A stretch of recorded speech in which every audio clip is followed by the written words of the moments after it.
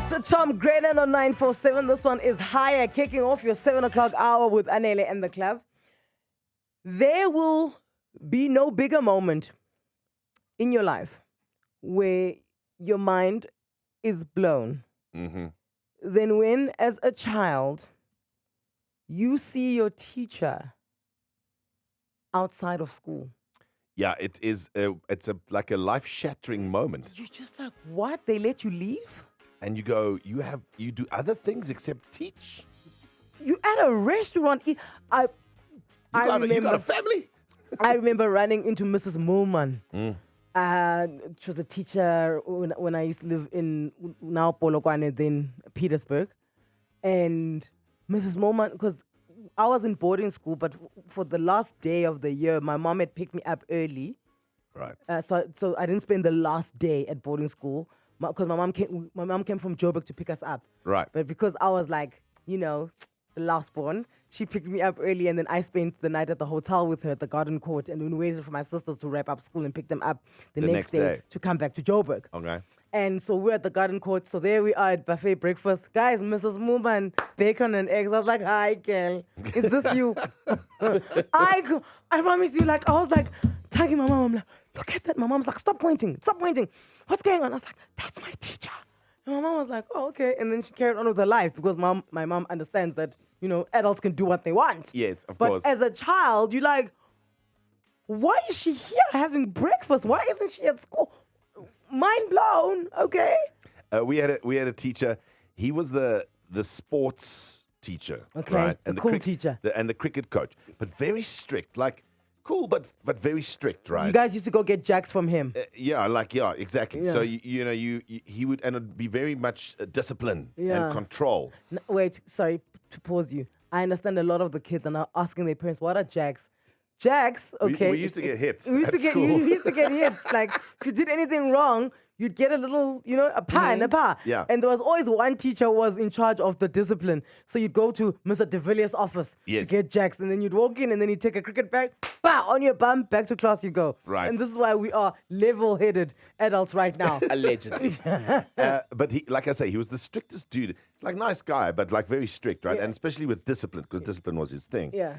And I finished matric, and obviously those were the years where it was the toughest, right? Yeah. Grade 11, grade 12.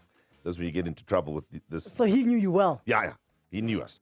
And I finished matric, and I think it was still like we just finished exams, and everyone had turned 18. And we went to like a pub. Oh, right? my word. And there is this guy, but having one fat jaw and like, dancing. Oh, my and, word. The trauma. No, I couldn't understand it. My brain couldn't understand what was happening here. We had a teacher who was part of a band No ways. like in Bloemfontein. And they did gigs at the Bloem Showgrounds. And you go, excuse me, but that's not natural. That's not the guy I know from natural science. What do you mean you play a guitar? Teacher. Yes. Like, oh my goodness, you have a life. Because I think it's always the realization that, yeah. OMG, you actually have a life. You don't just go to bed, come to school. That's what kids think. Right now, kids in the car are listening to us and they're just like, what do you mean my teacher does something else besides teach me? That's all she does. Yeah. Okay, Mrs. Vessels is my teacher. That's what she does. That's her life. Nothing else. She doesn't do boxing. No. Or go to the gym or do a park run or go to a McDonald's for an ice cream, right? What is the most interesting double life you've seen your teacher living? What was the moment you realized teachers have a life outside? You see a teacher outside, you're like, you are here. How?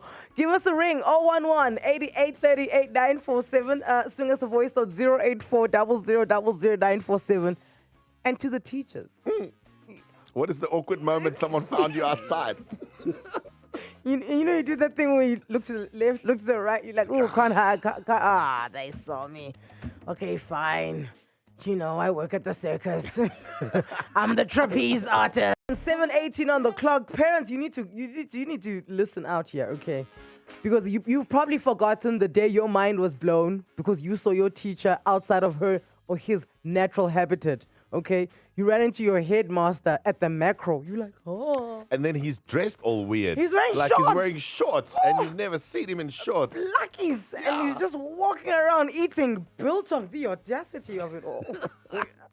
Okay. So when did this happen to you, where your mind was blown when you realized that teachers actually have a life outside of school? Okay. Frankie's one is by far my best because seeing teachers in a relaxed, boozy social environment, that'll change you. And that oak was chatting up the ladies at the bar, and that's what we went to the bar for. It's like, what are you doing, dude? There's also the reality that hits after you matriculate and you start clubbing and you're like, oh no, my young teachers have a social life and they come here. I know this. Tebogo, good morning. Good morning, Sam. How are you? We're good, fam. How are you doing? I'm great. Back in the village, we used to have this teacher who was very afraid of in primary. He used to teach us maths, and he used to smoke Zol actually before he comes to class. I think we're in standard 5.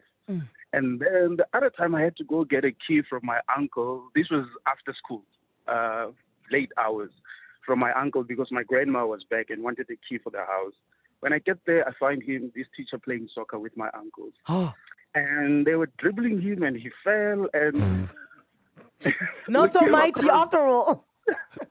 We locked eyes the time he was down. The following day, I couldn't look at him the same way because he was terrorizing us in class, but he was not even good at soccer. He's like, work. Tebogo, Pythagoras, wena. I saw you fall yesterday. Wena. Pythag for who? For what? X squared equal, get off the floor. Oh my word. Tebogo, which village was this in? It was in Elim in Limpopo. Oh, it's always in Limpopo. I told you, even my story was from Limpopo. Thanks, Tebogo. Is it Shakti? Yes, Shakti. Hi, Shakti. How are you? I'm good, and you? We are great. When did life change for you? You saw a teacher outside school. You were like, So I had this great teacher, but during my time, it was corporal punishment, and she was the most strict teacher you could find. And we went for a wedding, and all of a sudden, this teacher is there for the wedding. And then I'm sitting there, and I'm like the most quietest boy you can ever find. And she starts talking to my dad. I'm like, oh, I'm in trouble. yes, of course. She was my dad's cousin. No ways. That's your She was family. my dad's cousin. She was family. And that is why she was more strict on me than us kids. You know, I've never understood this because every child whose mom is either a teacher or their dad is a teacher or the headmaster, they get it the worst from their parents. Yeah. Like every child will tell you that, no, my mom was stricter on me because doesn't want to look like they favor you, or you just expect more from your own kid. But now, Shakti, did your parents not tell you that their cousin is your teacher? No, they never ever told me. And the funny part is she's still alive. I mean, because I'm 43 now, but she's still alive, and I see her at some functions, and I'm still scared of her. Exactly. Yeah, I was about to ask her, are you still scared? But she's not as mobile. She could catch you back then. Now you can double can step duck. her. I don't know, some of those wheelchairs go fast, eh? Those electric ones. Listen, we're asking you, when did you realize that your teacher actually does things outside of school? Yeah, mind blown. Because sometimes, they get in their cars and you think, they're probably just going to buy stationery. They're going to come right back because they live here. Yeah. This is their lives. Then you find out a lot of things. Imagine running to your teacher on holiday. Now you guys are in Durban. But also teachers have rules in the classroom, and then you see them outside, and those rules don't apply. And then that doesn't make sense in your life anymore. It's like, you're not allowed to wear gel. Then you run into Mr. Van der Merwe. Spiky hair. Spiky hair. Or his kid with the gel. So it's my best. You go, you discipline us, but look at your kid.